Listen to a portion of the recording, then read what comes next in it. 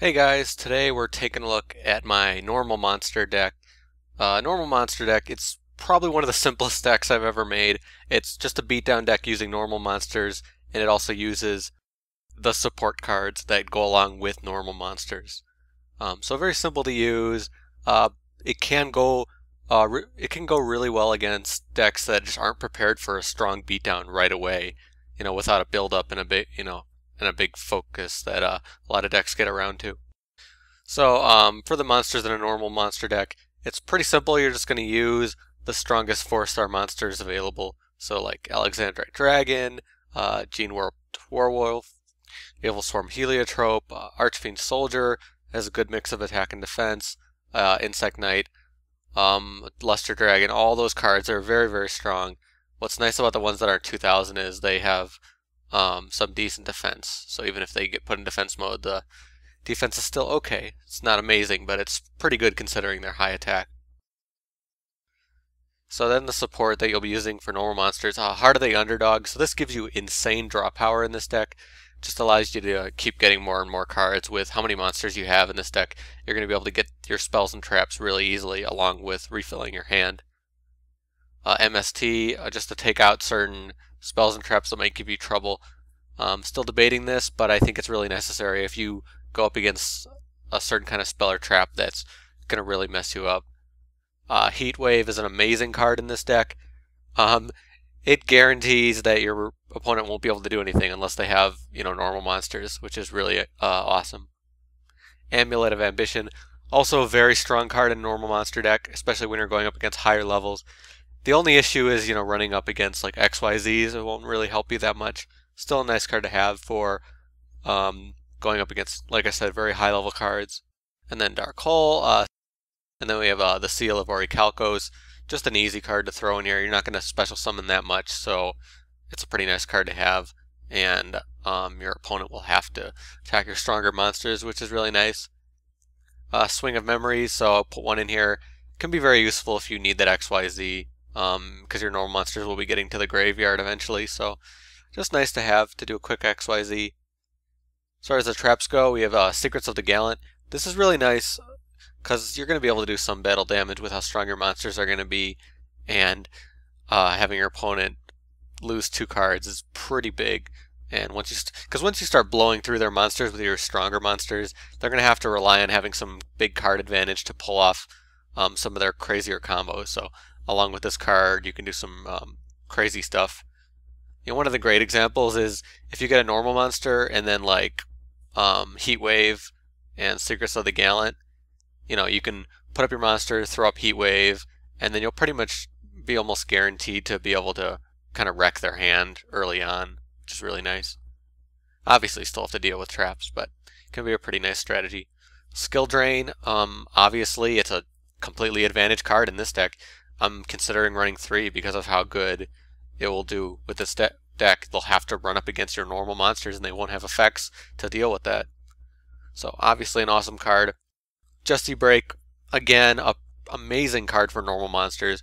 Once your opponent can actually mount, a combo and get stronger XYZ and all that stuff, get stronger monsters out to take your normal monsters out, you have cards like this that will just completely wreck them. And so it's very nice to have 2 copies of this. Again, considering 3 because of how good it is. There are so many cards I wanted to put in this deck, and I'm keeping it at 40, but there's so much that I can do, so still thinking about it. And then just pretty much staple traps. Didn't have as many staple traps as I wanted to have just because of all the trap and spell support you need, but they're in there. A lot of the great ones. I don't have Bottomless in here, so I don't know, thinking about it. But so for the XYZ, the interesting thing is that you're not running for XYZ, you're running for your normal monsters. So you have Gem Knight Pearl, who is again another monster that will just have high attack. So I put in like all the staple 4-star XYZs in case you need them, because there is situations where you might need one for whatever reason. So it's still good to have them, but they're really not the focus. One of the perfect ones for a deck like this is Crazy Box, mainly because of Skill Drain. So you run Skill Drain and Crazy Box, and you have a 3000 attack beater really quickly, which is very, very nice. but not much to say about the XYZ. Again, mostly staples. So for the side deck, when I do side decks, if you don't know, I just put in cards that I think will work with this deck that you might want to try, but isn't necessarily a side deck for matches. So cards that will help you out will be Forbidden Lands. One of the things that can really run up against you is other traps that will get rid of your monsters, so this could be very helpful. I debated this a lot putting this in, but I wasn't able to, given my choices. Common Charity. So Common Charity is one of those, like Allure of Darkness. It's those draw cards that have a disadvantage to them. The thing is, with Heart of the Underdog, I really don't know if you need more draw power, so I'm not putting this in, but it's, it's in there if you want more draw power. Cards like Smashing Ground can be really good if you want to break through your opponent's monsters if you can't deal with them for whatever reason. And then if you do want to put tributes in here, you're going to want to put like the really strong ones, like Frostosaurus is obviously an amazing one that you can be using. And also Trance is decent, obviously with very low defense. But still, I'm not going the tribute route, but if you do, those are the cards you'll want to be using. There are a bunch of effect monsters that can help support a normal monster deck. But I kind of thought it would be a little like disingenuous to make a normal monster deck and put in effect monsters straight in the main deck. But there's still a bunch out there that can help you, like Slate Warrior and stuff like that. So definitely up to you what you want to do with that. But very simple deck, as you can see. It wasn't very hard to make. Can be very fun if you just want a deck that's very simple and just straightforward and beatdown. I'd highly recommend this deck to like beginners, just because they can go straight without worrying about all this complicated, effects and stuff. They just go straight into their powerful monsters and try to roll over people. And it's still fun to play. Because you're not, it's not one of those decks where you have to spend so much work, building something together. You just go, go, go. And I think that's kind of cool. But if you have your own normal monster deck, post in the comments. Let me know what cards you use.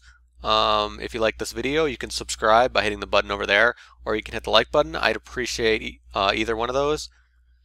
If you want to see more decks from me, there's a playlist in the description. It'll have a list of every single deck I've made so far, so you can check that out if you want to see more of my decks. Also, you can follow me on Twitter. You can see my Twitter right there. If you want to tweet me, talk to me, play me, give me suggestions, anything, you can do that through Twitter or in the comments below. But that is it for me. Thank you guys for watching. I will see you later.